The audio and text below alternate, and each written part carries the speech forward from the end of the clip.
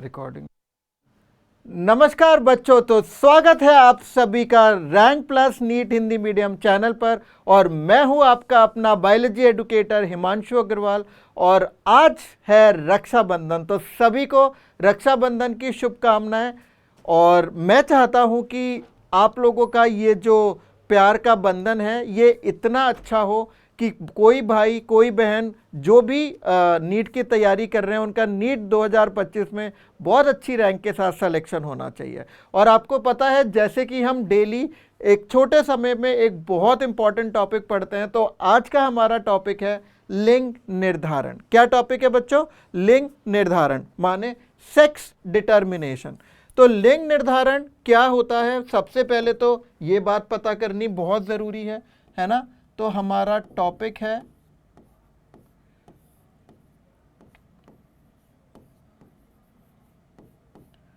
लिंग निर्धारण माने सेक्स डिटर्मिनेशन।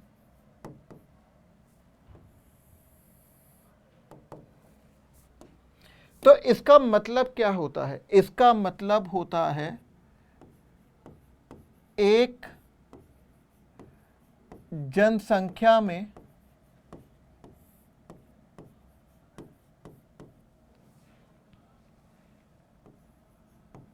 जन्म से पूर्व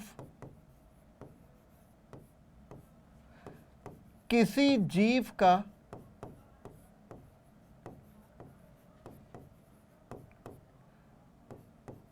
लिंग ज्ञात करना कि वह नर होगा या मादा होगी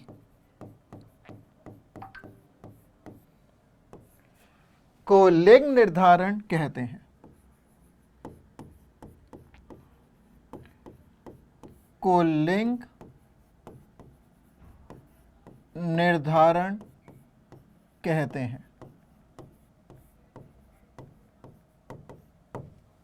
ये बात बहुत इंपॉर्टेंट है, इसको सेक्स डिटर्मिनेशन कहते हैं कि गर्भ में पल रहा जो बच्चा है, जो भ्रूण है, वो नर के रूप में जन्म लेगा या मादा के रूप में जन्म लेगा, इसको लिंग निर्धारण कहा जाता है। और उच्च जीवों में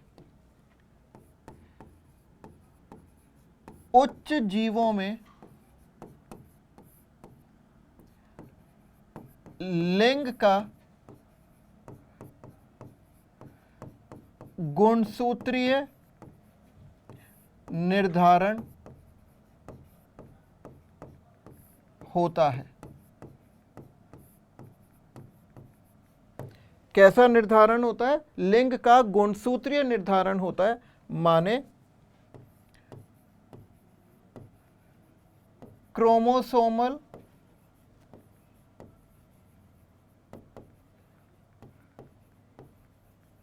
डिटर्मिनेशन ऑफ सेक्स। अब ये आगे पढ़ने से पहले मैं आपको बताता हूं कि गुणसूत्रों के गुणसूत्र दो प्रकार के होते हैं। पहले मैं आपको ये बता देता हूं, गुणसूत्र दो प्रकार के होते हैं। कौन कौन से होते हैं बेटा? सबसे पहले होते हैं कायिक गुणसूत्र। कायिक गुणसूत्र, इनको हम कहते हैं ऑटोसोम्स। और इसको किस अक्षर से दिखाते हैं? ए से। और दूसरे होते हैं लिंग गुणसूत्र। क्या होते हैं? लिंग गुणसूत्र माने सेक्स क्रोमोसोम्स। और ये मनुष्यों में मनुष्यों में कितने ऑटोसोम्स होते हैं? 22 जोड़े या 44। और मनुष्यों में लिंग गुणसूत्र कितना होता है? 1 जोड़ा। या संख्या में कितने होते हैं? 2। और कौन कौन से होते हैं हमारे लिंग गुणसूत्र? x व y गुणसूत्र। ये पॉइंट बहुत इंपॉर्टेंट है। फिर अगला पॉइंट, लिंग गुणसूत्रों के आधार पर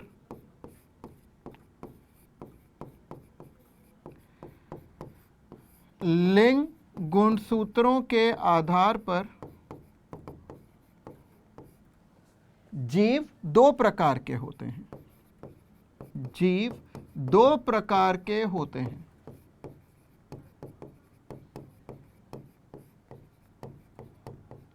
अब कौन कौन से होते हैं वो देखिए। सबसे पहले मैंने यहां पर लिखा है समरूपी, माने होमोमॉर्फिक। और दूसरे कौन से होते हैं? विषम रूपी,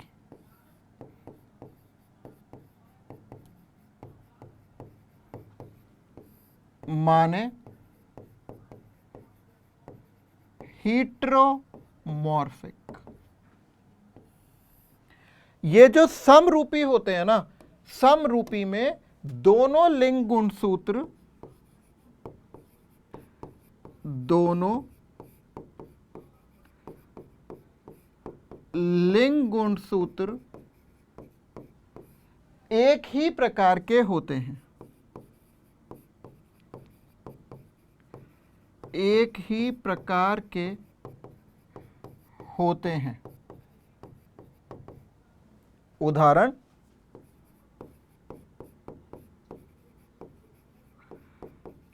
मनुष्यों में मादाएं। और मनुष्यों में मादाओं को हम कैसे लिख सकते हैं? हम लिख सकते हैं 44 + XX, या हम इसे ऐसे कैसे लिख सकते हैं? ऑटोसोम्स के जोड़े, है ना, दो जोड़े प्लस XX। और विषम रूपी क्या होते हैं? इसमें दोनों लिंग गुणसूत्र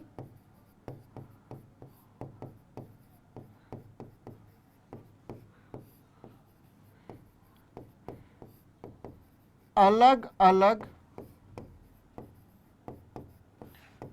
प्रकार के होते हैं।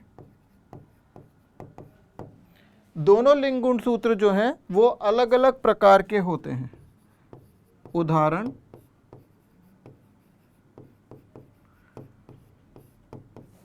मनुष्यों में नर, और इसको कैसे लिखते हैं? 44 + XY, 44 + XY, या ऑटोसोम्स के 2 सेट्स और XY, मतलब द्विगुणित हो गए, प्लस XY। अब ये जो समरूपी हैं ये 2 प्रकार के युग्मक बनाते हैं। ये 2 प्रकार के युग्मक बनाते हैं, इसलिए इन्हें क्या कहा जाता है? समयुग्मजी।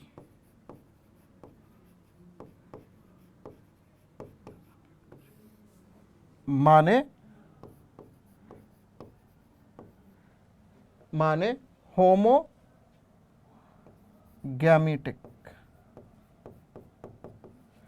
और इनके युग्मक कौन कौन से होते हैं?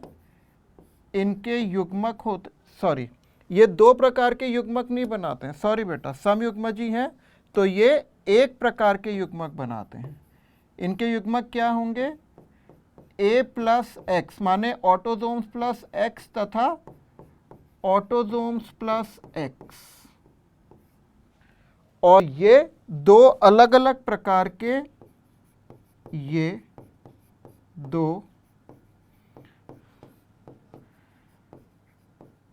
अलग अलग प्रकार के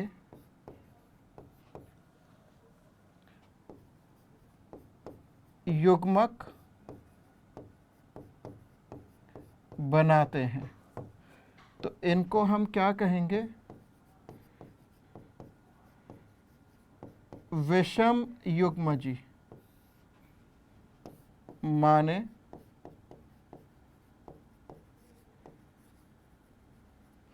हीट्रोजाइगस। ठीक है, सॉरी, हीट्रोजाइगस नहीं, हीट्रोगैमेटिक।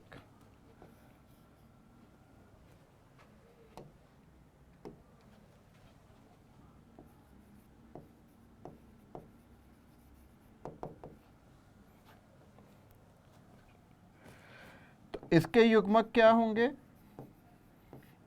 इसके युग्मक होंगे a प्लस एक्स तथा a प्लस वाई। ये जानना बहुत ही जरूरी है। ये है लिंग निर्धारण। अब गुणसूत्रीय लिंग निर्धारण के प्रकार।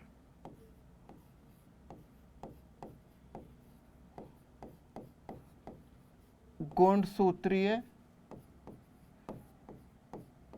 लिंग निर्धारण के प्रकार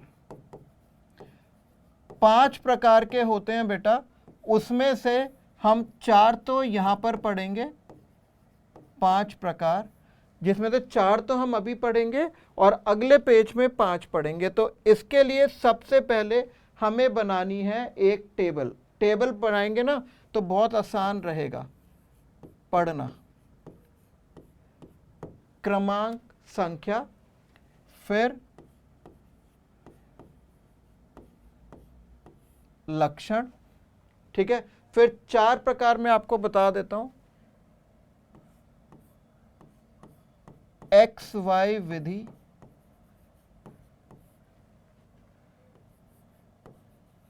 जेड डब्ल्यू विधि, X0 विधि और Z0 या ZO विधि।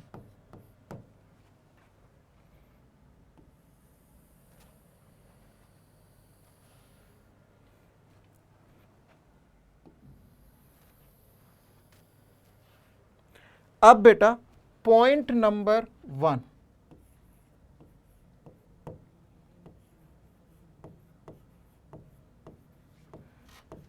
जंतुओं में उदाहरण। ये जो एक्स वाई विधि है ये किस किस में मिलती है, कौन से जंतु में मिलती है? ये हम स्तनपायियों या स्तनधारियों में मिलती है और बहुत सारे कीटों में। स्तनधारियों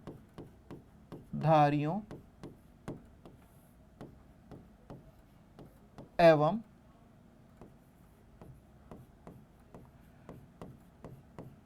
ड्रोसोफिला, फल मक्खी जिसे कहते हैं, ड्रोसोफिला जैसे कीट, ड्रोसोफिला जैसे इंसेक्ट्स, उसमें यह विधि दिखाई देती है।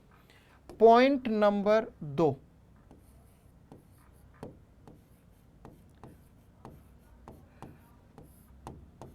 पादपों में उदाहरण। बेटा पौधों में इसका क्या उदाहरण है? एंजियोस्पर्म्स। ठीक है,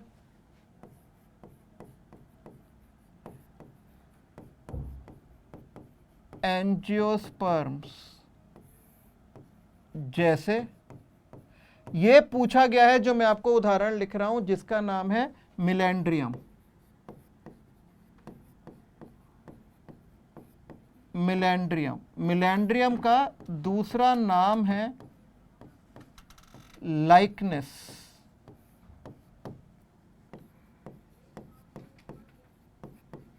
सैलिक्स, सैलिक्स एल्बा जिसको विलो का इंग्लिश विलो कहा जाता है, सैलिक्स। ठीक है, और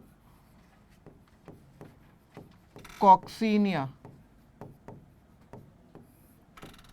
और इलोडिया आदि। पॉइंट नंबर 3, इसमें मादाएं कैसी होती हैं?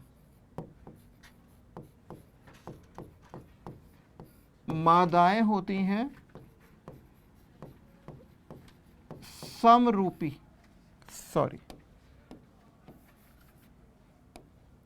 मादाएं होती हैं समरूपी। समरूपी का मतलब है 2a प्लस एक्स एक्स। अतः ये कैसे होंगी? समयुग्मकी, मतलब होमोजाइगस। तो मादाओं में युग्मक कैसे होंगे? मादाओं में युग्मक कौन कौन से होंगे बेटा? वो होंगे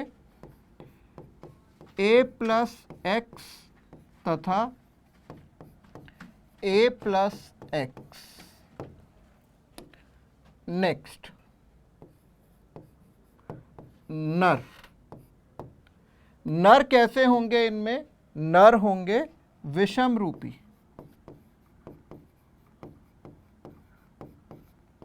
माने 2a प्लस एक्स वाई। और इसमें नर में कैसे युग्मक होंगे? नर में युग्मक वो होंगे a प्लस एक्स तथा a प्लस वाई। तो ये हमें सिंपल क्यों हो गया? क्योंकि हमने ये पहले ही पढ़ लिया है। ठीक है, अब क्या हुआ? अब इसमें है लिंग अनुपात।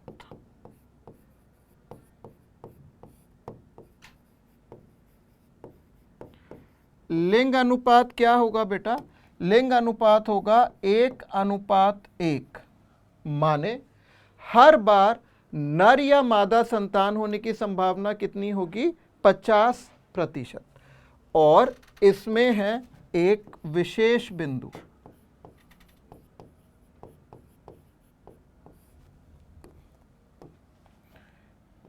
यहां y गुणसूत्र की उपस्थिति नर लिंग का निर्धारण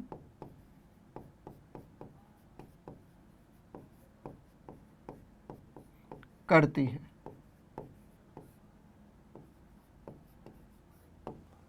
अगर y होगा तो लड़का होगा, y नहीं होगा तो लड़की होगी। इस तरीके से ये चलता है।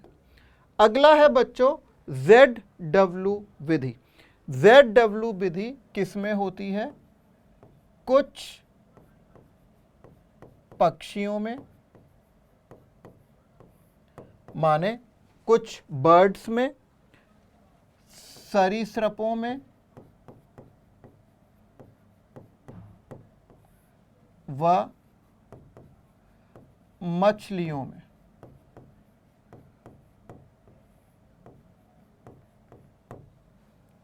ठीक है, पौधों में ये किस में पाई जाती है? आपने स्ट्रॉबेरी सुनी है ना? स्ट्रॉबेरी में, माने फ्रगारिया, माने स्ट्रॉबेरी। इनमें मादाएं कैसी होती हैं? मादाएं होती हैं विषम रूपी। विषम रूपी माने 2a प्लस ZW, इसलिए ZW विधि है। और इसमें मादा में युग्मक कैसे होंगे? a प्लस Z तथा a प्लस W। इसमें नर कैसे होंगे? नर होंगे समरूपी, माने 2a प्लस ZZ। और नर के युग्मक होंगे a प्लस Z तथा a प्लस Z। ठीक, और इसमें लिंग अनुपात क्या होगा? 1:1। मतलब हर गर्भावस्था में कितने पुत्र होंगे, कितनी पुत्रियां, इसकी संभावना सदैव होगी 50%। और यहां पर W गुणसूत्र की उपस्थिति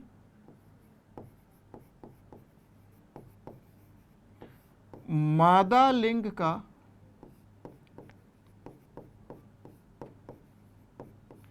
निर्धारण करती है।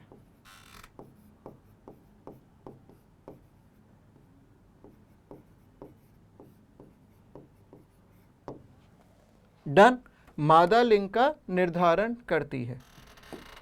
अब आती है हमारी X0 विधि भी कहते हैं, बहुत से लोग XO विधि भी कहते हैं। ये गोल क्रमियों में पाई जाती है, ठीक है, गोल क्रमियों, राउंड वर्म्स व कुछ कीटों में। और कीटों के क्या क्या उदाहरण हैं? टिड्डा, है ना, ग्रास हॉपर, टिड्डा हो गया, एक आपका तिलचट्टा हो गया, मैं तो इसे कॉकरोच ही लिखूंगा, ठीक है, टिड्डा, ट्री बग,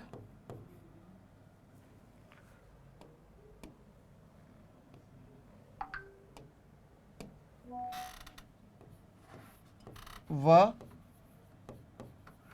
कॉकरोच। पौधों में ये, इसका मैं आपको एक ही उदाहरण लिखाऊंगा जो है डायस्कोरिया सिनुएटा।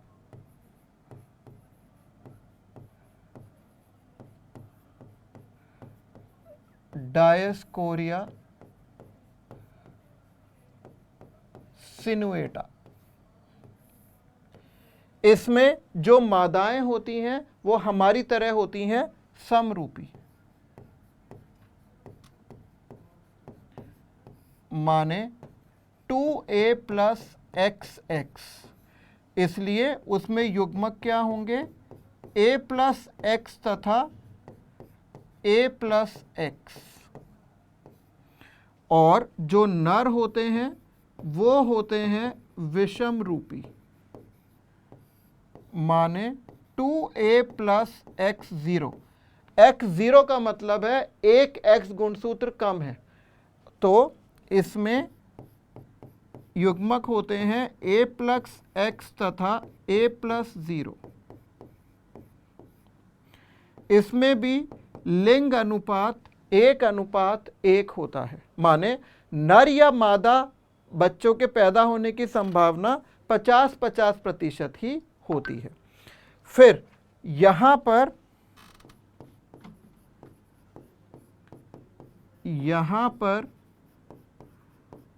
मादा की तुलना में नर में एक गुणसूत्र कम होता है। उदाहरण टिड्डा। बेटा टिड्डा में मादा में कितने गुणसूत्र होते हैं? 24 गुणसूत्र। और नर में कितने गुणसूत्र होते हैं? 23 गुणसूत्र। तो ये आप उदाहरण याद कर सकते हैं, ठीक है। अब आता है आखिरी ZO विधि। तो ZO विधि कुछ मौत व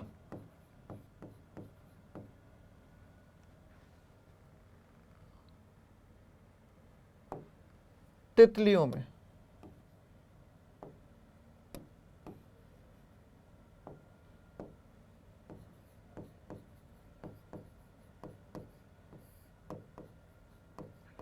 और पौधों में ये विधि अभी तक देखी नहीं गई है।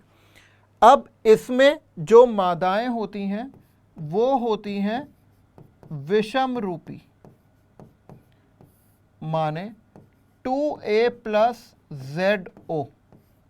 तो युग्मक होते हैं a + Z तथा a + O। देखो ये वाली विधि इसके विपरीत है, ये वाली विधि इसके विपरीत है। और इसमें जो नर होते हैं वो होते हैं समरूपी, माने 2a + ZZ। तो इसके युग्मक होते हैं a + Z तथा a + Z। और इसमें लिंग अनुपात क्या आता है? 1:1। और यहां पर भी क्या होता है? यहां नर की तुलना में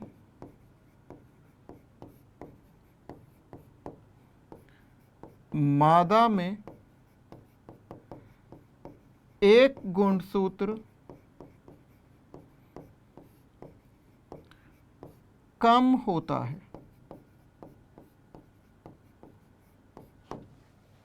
ठीक है, तो 5 प्रकार में से हमने 4 प्रकार यहां पर पढ़ लिए हैं, जिसमें से पहला प्रकार है ये, दूसरा प्रकार है ये, तीसरा प्रकार है ये और चौथा प्रकार है ये। 5वां प्रकार मैं आपको बताने जा रहा हूं, और 5वां प्रकार है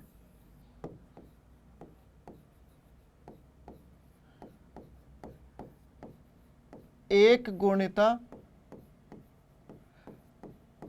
द्विगुणिता,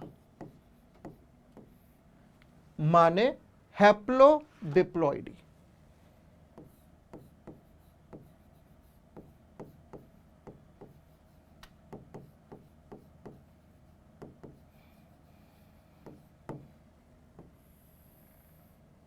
हैप्लोडिप्लॉइडी।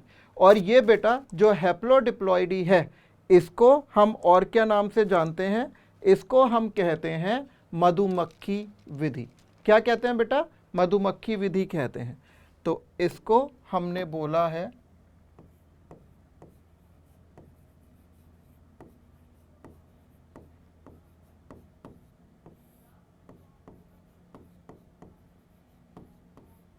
माने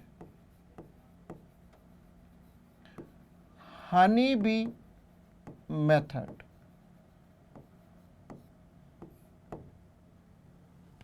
और ये किस किस में पाई जाती है विधि?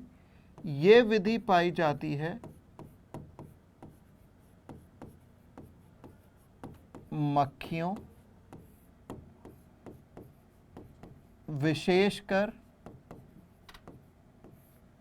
विशेषकर कौन सी मक्खियां? विशेषकर मधुमक्खियां,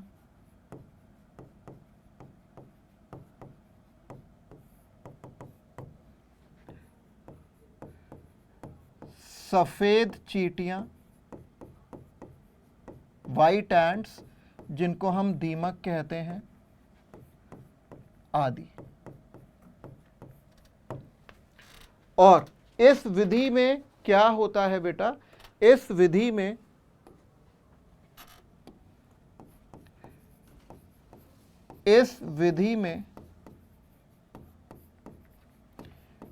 एक लिंग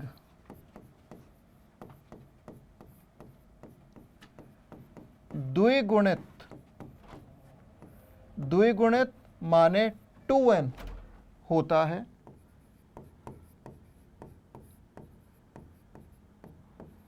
व दूसरा लिंग एक गुणित माने n होता है। ये तो मुझे आपको बनाकर बताना पड़ेगा। तो सबसे पहले मैंने यहां पर लिखी हैं मादाएं।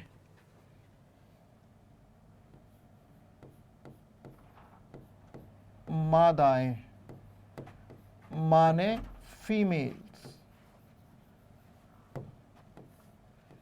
ये मादाएं बेटा कैसी होती हैं? ये मादाएं होती हैं द्विगुणित। कैसी होती हैं? द्विगुणित। और आपको पता है, अगर कोई द्विगुणित होता है तो उसमें युग्मक जनन होगा।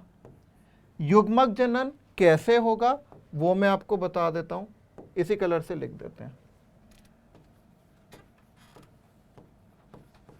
अर्धसूत्रण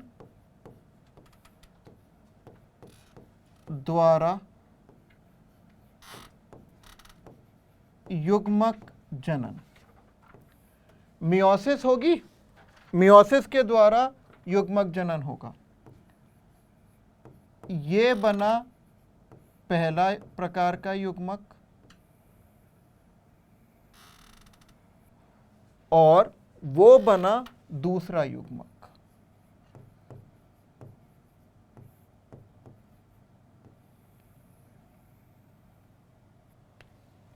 बोलिए बच्चों, समझ में आ रहा है? ये तो मादाओं ने युग्मक बना लिए, अंडाणु। अब यहां पर होंगे नर।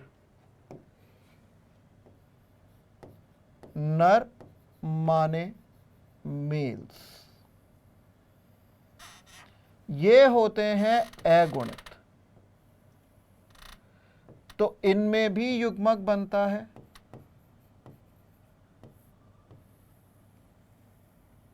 लेकिन बेटा ये जो युग्मक, ये जो गैमीट बनेगा वो कैसे बनेगा?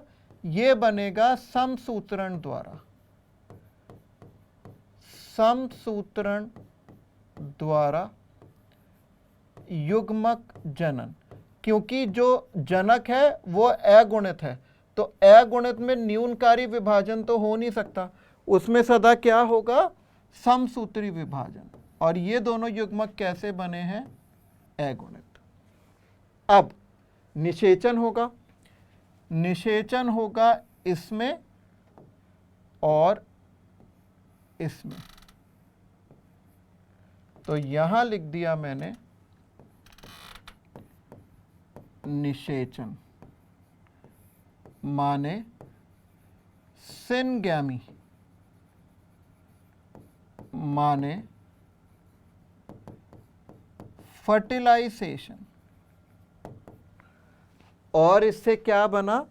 इससे बना युग्मनज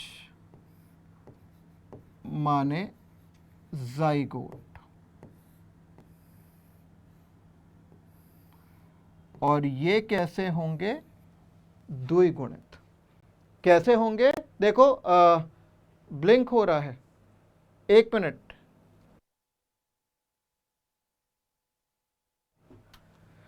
तो ये है युग्मनज माने 2n डिप्लॉयड। और ये युग्मनज किसमें विकसित होंगी? मादाओं में।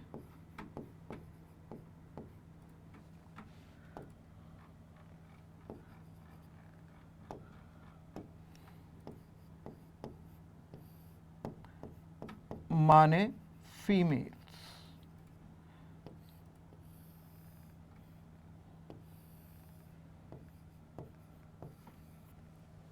बन गई मादाएं।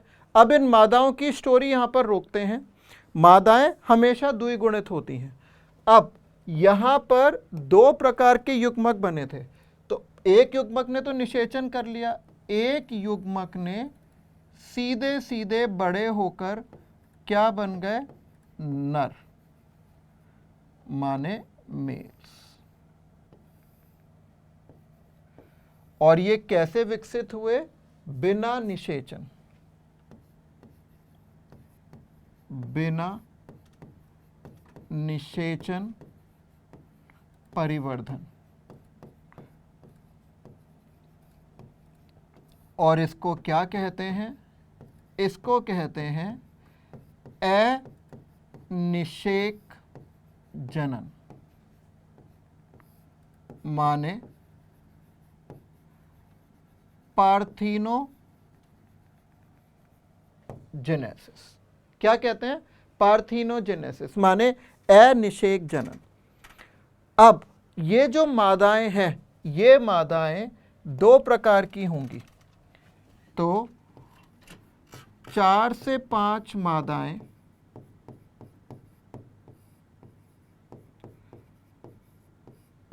शाही जेली माने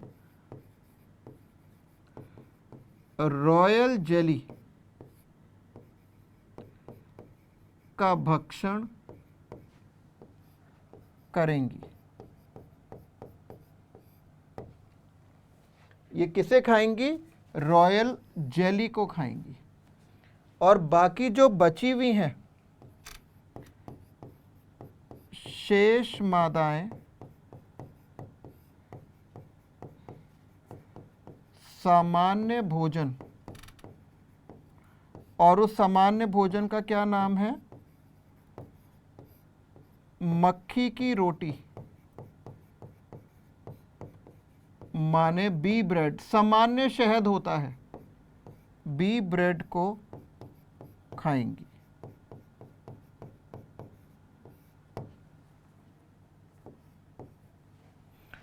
तो वैसे तो हजारों की संख्या में मादाएं बनती हैं, केवल 4 से 5 शाही जेली। मैं आपको बता देता हूं, जब भी आप मधुमक्खी का छत्ता बनाते हैं तो मधुमक्खी का छत्ता आप कैसे बनाते हैं, आप किसी भी शहद की बोतल पे देख लीजिए, ये इस प्रकार से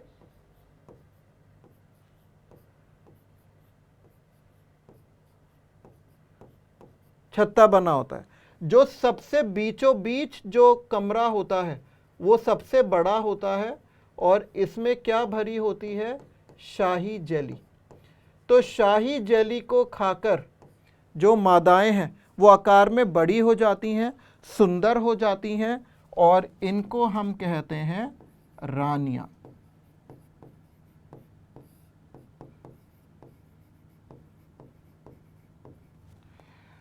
और ये जो होती हैं इनको हम कहते हैं श्रमिक मक्खियां,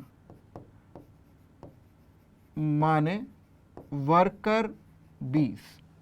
ये आकार में बड़ी होती हैं, सुंदर होती हैं, मोर वाले पंखों के सारे रंग होते हैं। ये थोड़ी सी सलेटी सी काली सी होती हैं, ये बदसूरत होती हैं, साइज में छोटी होती हैं। ये सब तो अलग बात है, लेकिन जो इम्पोर्टेंट चीज़ है ये होती हैं उर्वर, माने फर्टाइल। ये अंडे दे सकती हैं, जबकि ये जो होती हैं ये होती हैं बंध, माने बांझ। ये होती हैं स्टेराइल, ये मां नहीं बन सकती। तो ये फर्क होता है। और दोनों ही कैसे होती हैं, द्विगुणित। ये जो इतनी सारी रानियां बनती हैं 4 से 5, फिर इसमें प्रतिस्पर्धा होती है, लड़ाई होती है, उसे कहते हैं अंतरजातीय प्रतिस्पर्धा, इंट्रा स्पेसिफिक कंपटीशन। और सिर्फ एक ही रानी बचती है, बाकी 3-4 मर जाती हैं और वो छत्ते पर राज करती है, बीच वाले खंड में रहती है और उसका काम होता है सिर्फ निषेचन करना, सिर्फ जनन करना। वो शाम को 5 से 6 बजे के बीच में एक उड़ान भरती है जिसको मैथुन उड़ान कहते हैं, नप्शियल फ्लाइट, हिंदी में सुहागरात कहते हैं। तो वो 5 से 6 बजे के बीच उड़ती है और उसके पीछे हजारों नर पड़ जाते हैं और सिर्फ एक ही नर है जो उस मादा मक्खी तक पहुंचता है और उससे संभोग कर पाता है और संभोग के बाद तुरंत मर जाता है। और लेकिन वो मक्खी गर्भवती हो जाती है और छत्ते में आकर अंडे दे देती है। ठीक है, तो ये है। अब ये जो नर होते हैं, इन नरों का नाम क्या होता है, इन नरों को हम कहते हैं ड्रोन्स।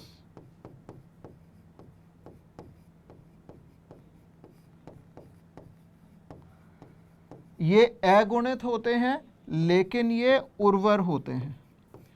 उर्वर माने फर्टाइल। ये निकम्मे होते हैं, ये कोई काम नहीं करते, बस वो इंतज़ार करते रहते हैं कब मादा मक्खी छत्ते से उड़ेगी, कब हम उसके पीछे पड़ के उससे संभोग कर पाएंगे। ठीक है, लेकिन ये जो श्रमिक मक्खियाँ होती हैं, भले ये गर्भ धारण ना कर पाएँ लेकिन ये बहुत सारा काम करती हैं और इनके काम बटे हुए होते हैं।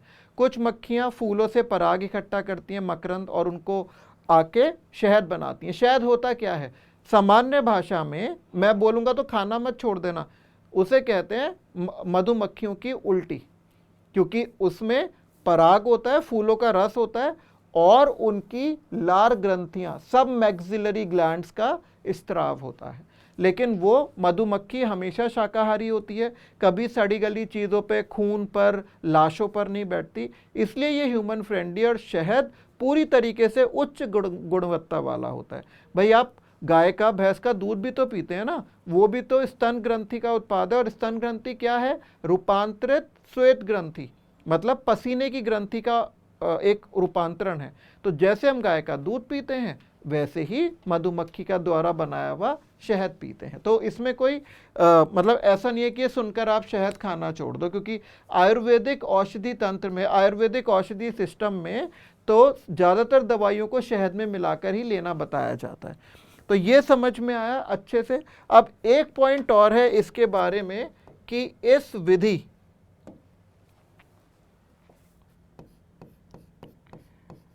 लिंग निर्धारण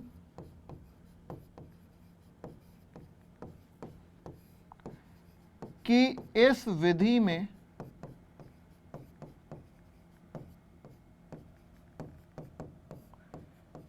एक नर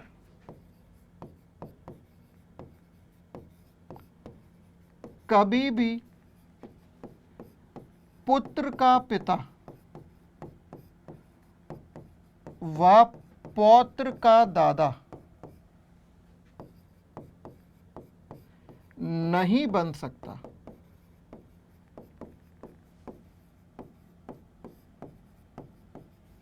देखो ना, ये जो पिता है इसके कभी पुत्र नहीं हो सकता, पिता के हमेशा पुत्रियां होंगी, लेकिन पुत्री के पुत्र हो सकते हैं। तो लिंग निर्धारण की इस विधि में एक नर कभी भी पुत्र का पिता व पौत्र का दादा नहीं बन सकता, परंतु एक नर पौत्र का नाना जरूर बन सकता है।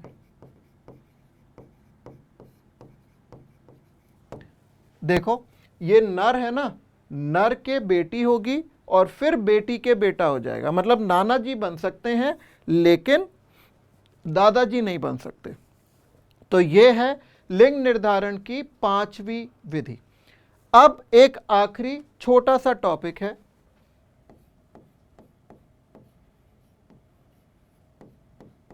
मनुष्यों में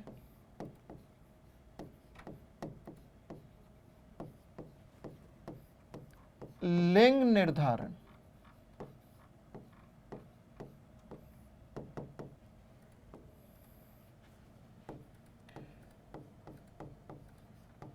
सेक्स डिटर्मिनेशन इन ह्यूमंस। ये किस विधि से होता है वो हम आपसे डिस्कस कर चुके हैं पहले भी बेटा। ये किस विधि से होता है? यह XY विधि से होता है। XY विधि से होता है क्या मतलब है कि हमारे अंदर जो मादाएं होती हैं, मादाएं समरूपी माने होमोमॉर्फिक XX, परंतु नर विषम रूपी माने XY होते हैं।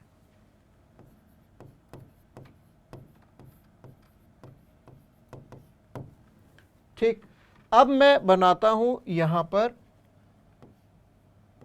मादाएं माने फीमेल्स। मनुष्यों में गुणसूत्र संख्या होती है 46 और इसको कैसे लिखते हैं मादाओं को? 44 प्लस XX, है ना। और जो नर होते हैं जिनको आप मेल्स कहते हैं, इनको हम कैसे लिखते हैं? 44 प्लस XY। अब इनके अंदर होगा युग्मक जनन। क्या होगा? युग्मक जनन।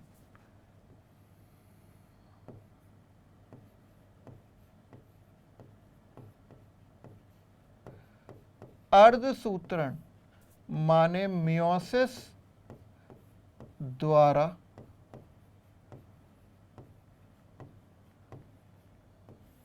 युग्मक जनन माने गैमीटोजेनेसिस, और युग्मक बनेंगे। इधर के जो युग्मक बनेंगे वो बनेंगे 22 प्लस X अंडाणु तथा 22 प्लस X ठीक है। और इधर क्या बनेंगे शुक्राणु, 22 प्लस एक्स तथा 22 प्लस वाई। ये बात आपको बहुत अच्छे से पता है। अब क्या होगा बेटा, अब ये अगर इसके साथ होगा तो आएगा 44 प्लस एक्स एक्स, ये इसके साथ होगा तो आएगा 44 प्लस एक्स एक्स, ये इसके साथ जाएगा तो बनाएगा 44 प्लस एक्स वाई।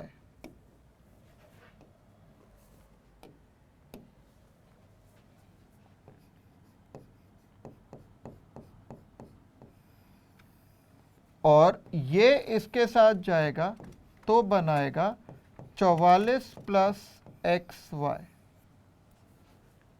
ठीक है, तो ये जो दोनों होंगी एक्स एक्स वाली, ये बनेंगी पुत्रियां, माने डॉटर्स। और ये जो दोनों हैं ये बनेंगे पुत्र, माने सन्स। तो यहां पर दो बनी है, दो, तो लिंग अनुपात आने के क्या चांसेस होंगे, 1:1। इसमें ऐसे क्वेश्चन आते हैं कि एक दंपति के पहले से 5 पुत्र हैं तो छठा पुत्र होने की संभावना क्या है, तो आंसर होगा 50%, क्योंकि हर गर्भावस्था में पुत्र या पुत्री होने की संभावना हमेशा बराबर होती है। ठीक है बेटा, तो इसमें और आपको पता है कि जो जेंडर अनइक्वालिटी है, जो लिंग असमानता है, वो सबसे ज़्यादा जो अधिक है वो हरियाणा और राजस्थान में है। यहाँ का लिंग अनुपात सबसे कम होता है। लिंग अनुपात का क्या मतलब होता है,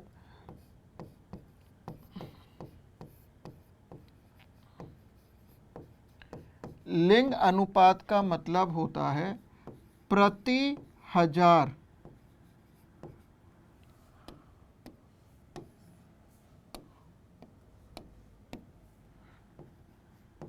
नर के जन्म पर